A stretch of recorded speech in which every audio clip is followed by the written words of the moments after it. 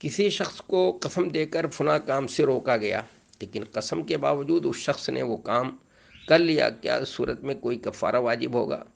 نیز کیا اس طرح کسی کو قسم دینا صحیح ہے؟ دیکھیے، ہمیں اس طرح سے قسم نہیں دینا چاہیے کسی کو. ہم قسم دیں تو ہمارا یہ اس کو قسم دینا یہ طریقہ صحیح نہیں ہے.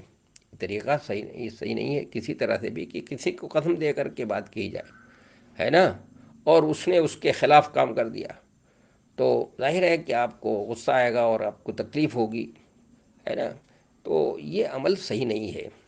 یہ کسی طرح سے ارے ہمارے پاس اس کی نظیر نہیں ملتی ہے کہ کہیں پر کسی کو قسم دے کر کے کوئی کہا گیا ہو.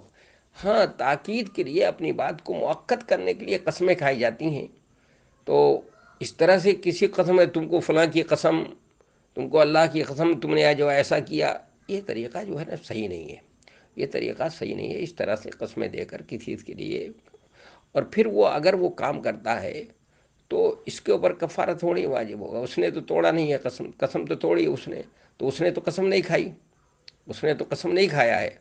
تو قسم وہ کھاتا اگر کہ میں ایسا کام نہیں کروں گا اور پھر قسم توڑ دیتا تو اس پر قسم کا کفارہ ہوتا اور اس کا کفارہ دینا پڑتا اس کو. لیکن چونکہ اس نے قسم نہیں کھائی ہے تو اس لیے اس میں کفارے کی بھی ضرورت نہیں ہے.